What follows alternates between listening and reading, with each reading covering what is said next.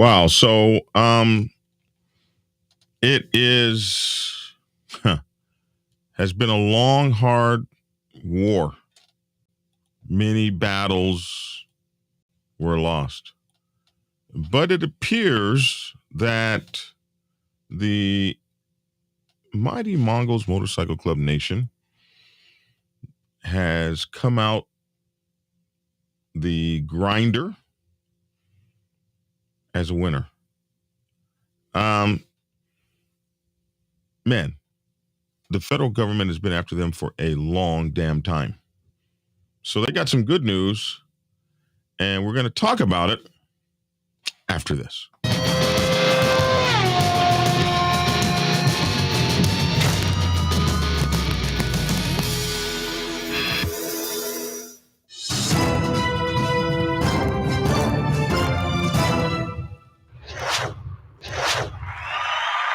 Howdy, folks. Howdy, I'm Black Dragon. I'd like to welcome you to another edition of Black Dragon Biker News Network. Biker news you can trust, biker news you can use, biker views and biker news, all that stuff. And I'd like to thank you all for tuning in from wherever it is in the world that you happen to be. And we'll jump right into this. The Mongols Motorcycle Club Nation got an interesting result in the appeals court, the Court of Appeals, the Ninth Circuit Court of Appeals. And we're going to talk about that. So let's just first talk a little bit about the history. All of these, so it was,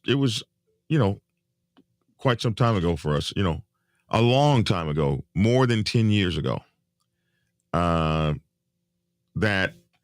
the federal government sent infiltrators, so-called infiltrators, into the Mongol Nation, and they were able to get all kinds of dirt on them. A lot of guys got arrested, and they came up with this idea. This idea. They used I can't even remember some of the names of the operations. I'd have to look them up, like Operation Black Rain or something like that. It was crazy. And at some point, they came up with an enterprising idea. Let's use civil asset forfeiture laws and RICCO and combine this all together to, if we remove the colors from the club, it's almost like one club going after another club's colors, but this time it's going to be the federal government. If we remove the colors from these clubs, then from this club, then we break the club, we break their back, we take their most important asset. And so we're going to do it. And, civil asset forfeiture laws really come out of Great Britain. It was what Great Britain used to go after pirates. And because a flagship, a pirate ship didn't have a flag, you couldn't really necessarily go after the owner of it. You didn't know who the owner was or the ship or where it was. So they decided to go after the asset. So so they'd go after the ship itself legally and take the ship. And those laws have come, all the way over here to the United States of America, where in Oklahoma, you could be driving down the road with several credit cards or gift cards.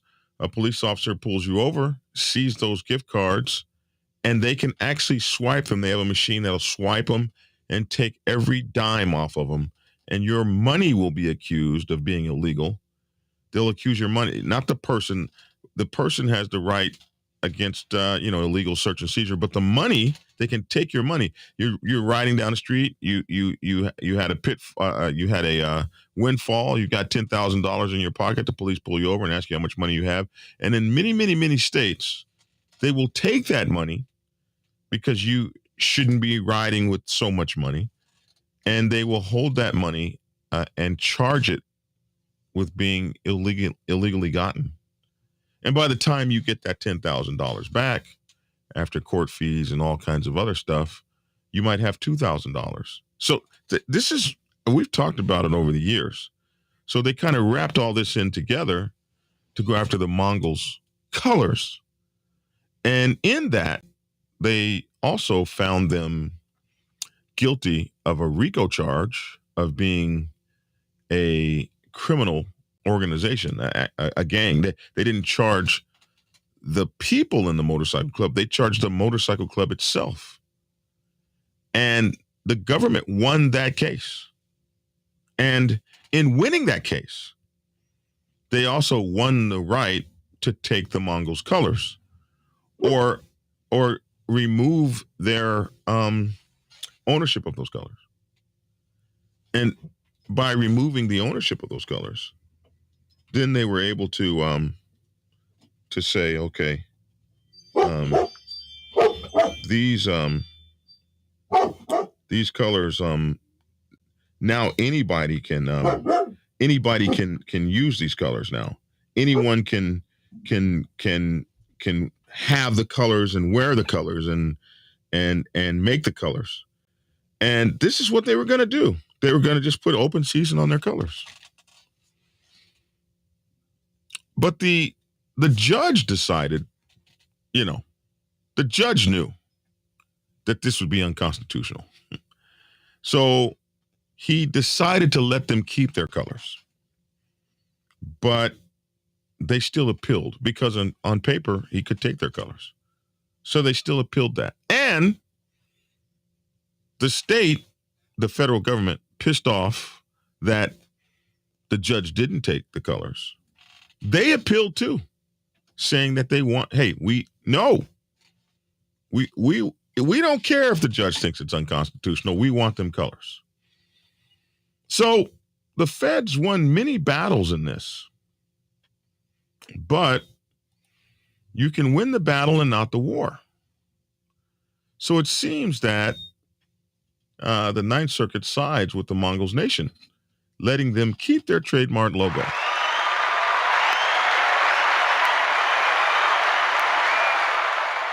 Now, why should you even give a damn? Why should you care? I remember way back when I was still in San Diego, and that was 22 years ago. Okay.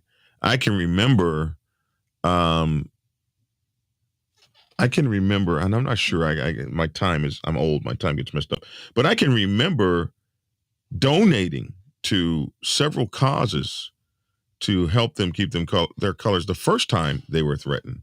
They've been going through this a long time. But if you can think about this, if this had been done to a motorcycle club that was not as powerful, not so powerful, or not so rich, financially capable, it cost them $500,000. They were fined $500,000 to in this. They were charged $500,000 in fines, and their court costs were over $1 million. So if you can imagine that, had they not fought this, had they not won this, how horrible it could have been for the rest of us. This is why it was important to you. So let me go ahead in this story. The Ninth Circuit sides with the Mongol Nation, letting them keep their trademark logo. The Mongols attorney called the ruling a victory not only for the Mongols Motorcycle Club, but for all motorcycle clubs, freedom, and America as a whole. This would have set an incredible precedent that they would have been able to use, and the Mongols helped us all.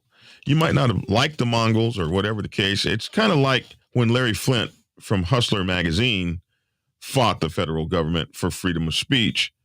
All kinds of people came to help him. All kinds of folks that just didn't really care about the Hustler pornography magazine, but they cared about what it meant to America. This is one of those kinds of cases. So the Mongols Motorcycle Club can keep their trademark logo, typically worn on jackets and vests by members, thanks to a Ninth Circuit ruling handed down on Friday, if I could speak.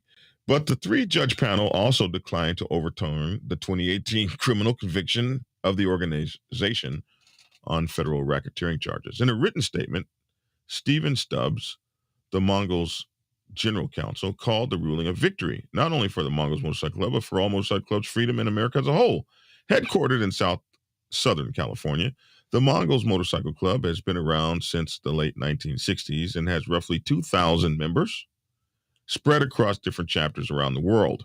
Federal prosecutors have described the club as a beehive of pernicious criminal activity and a group of violent motorcycle gang members who orchestrated the Mongol gang's commission of brutal crimes, including multiple murders, assaults, shootings, stabbings, and drug trafficking.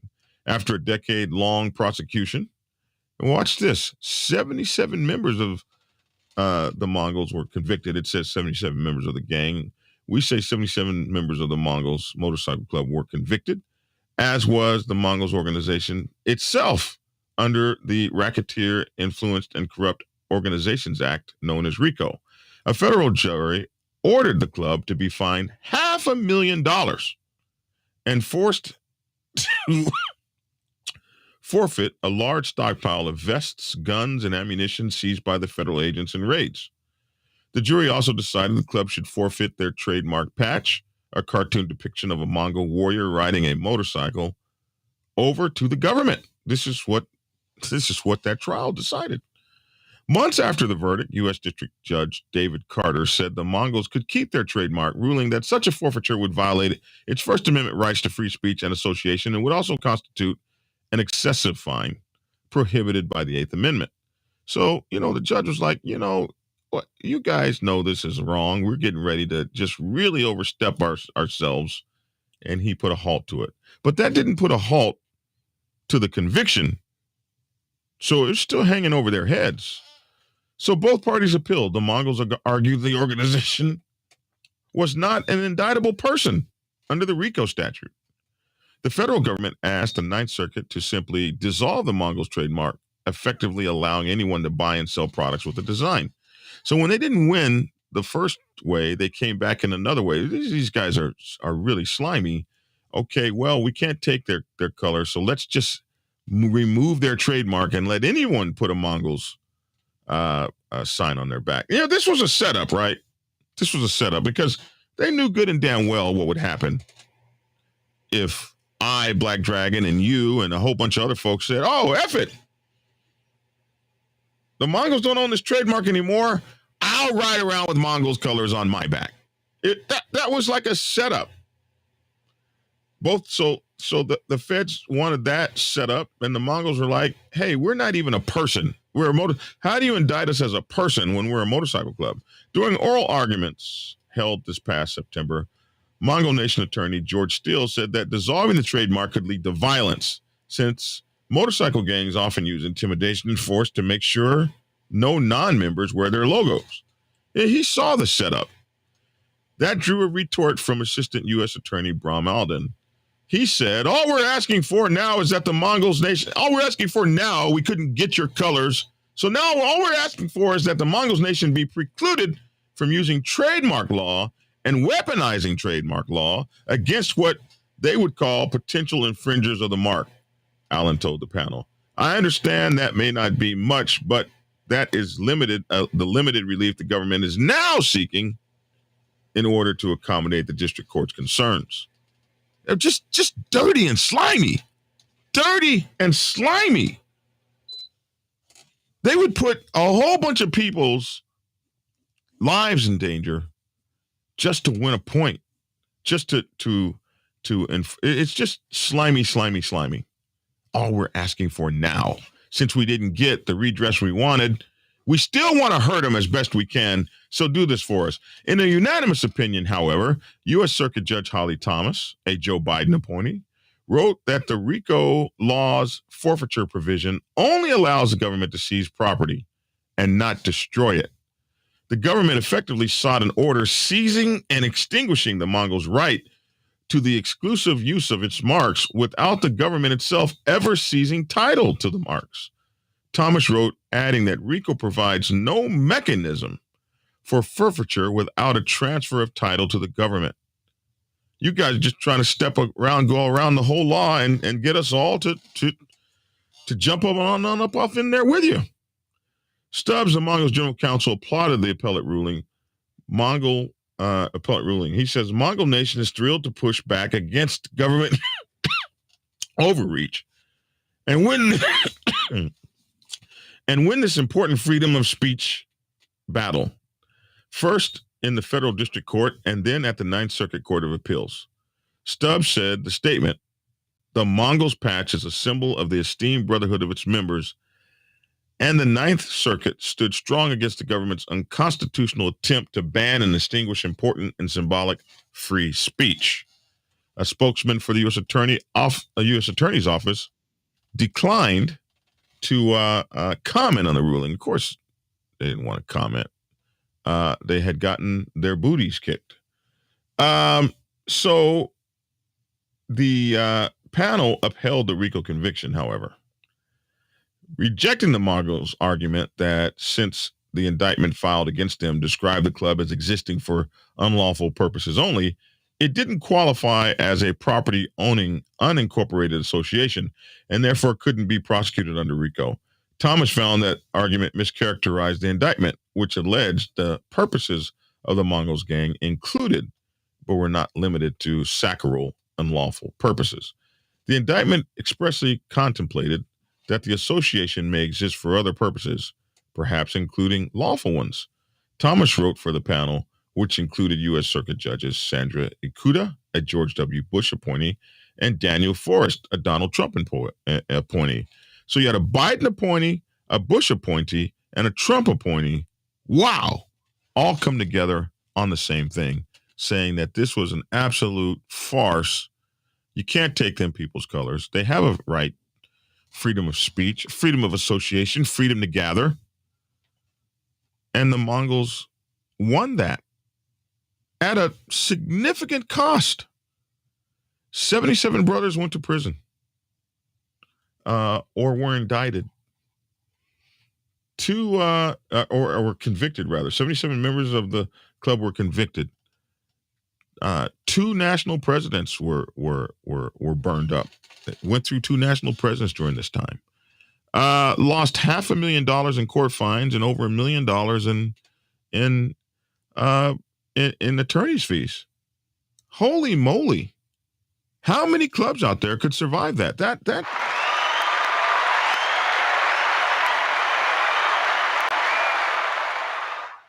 So that helps us all. Not just motorcycle clubs, but any gang or group. I didn't mean to say gang. I don't know what this is on my mind, but any group that would any subversive group, gang, you could say that. Any group that the government doesn't like and terms something, this could have happened to them after this precedent had gone through.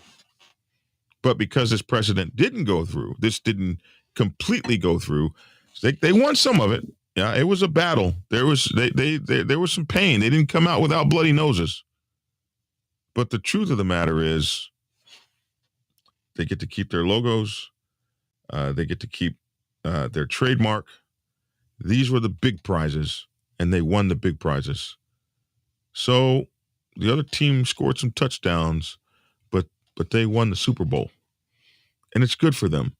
And it's good for all biker clubs. It's good for all groups. It's good for any group that might be considered subversive.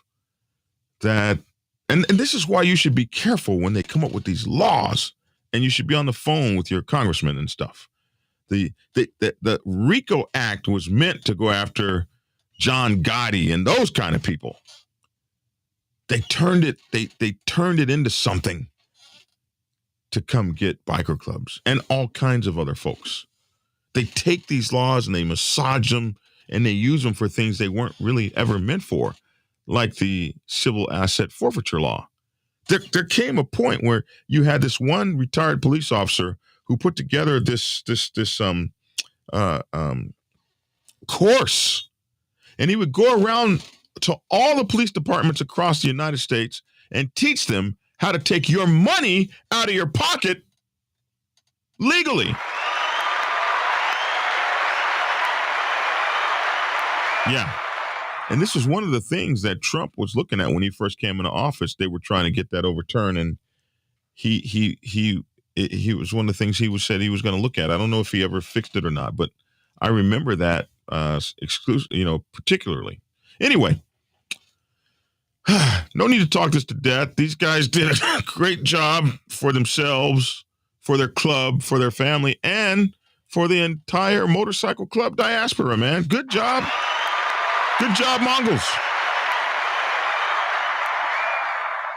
Congratulations on standing hard for freedom, for your title, for your club, for your brothers, for your nation, and inadvertently, perhaps, for all of us.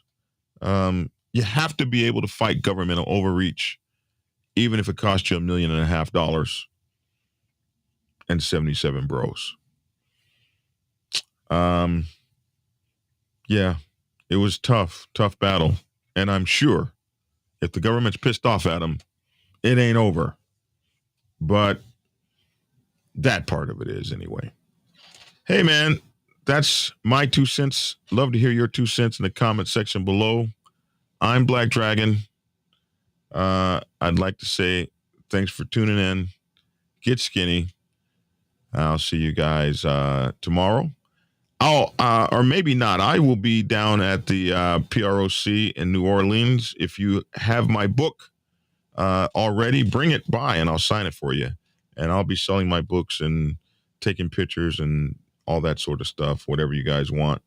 It'd be good to see some of you guys down there. I'm Black Dragon. Thanks for tuning in and get skinny!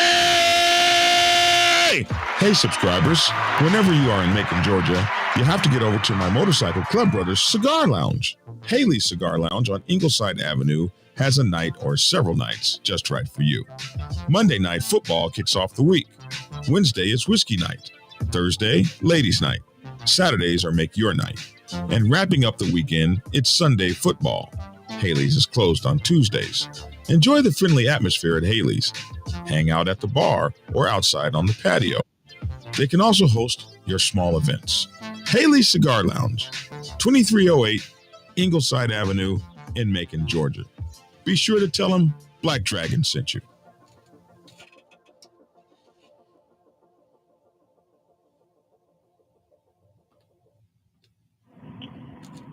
Get Black Dragon's first book, The Prospect's Bible, to learn how to join a motorcycle club. It has been an Amazon #1 bestseller for the past 7 years and is required reading for over 3,000 motorcycle clubs worldwide. This book is a must-have for new people venturing into the motorcycle club set. It will teach you how to prepare yourself for service to the motorcycle club nation and show you how to qualify a motorcycle club to be worthy of your service. Available on Amazon, Kindle, and for order at your local bookstore. Get your autographed copy at blackdragonsgear.com. Be the best motorcycle club prospect you can be. Get the book. Prepare yourself to take the helm as president of your mighty motorcycle club by delving into the pages of Black Dragon's newest book, The President's Bible, Chronicle 1, Principles of Motorcycle Club Leadership. There you will learn to advance your skills in applying the 14 scientific principles of leadership similar to those taught to officers in the United States Naval Service. Available in hardcover, paperback, and ebook. Get yours today on Amazon, Kindle, or order it at your local bookstore. Order your autographed copy from blackdragonsgear.com. Be the best motorcycle club president you can be. Get the book.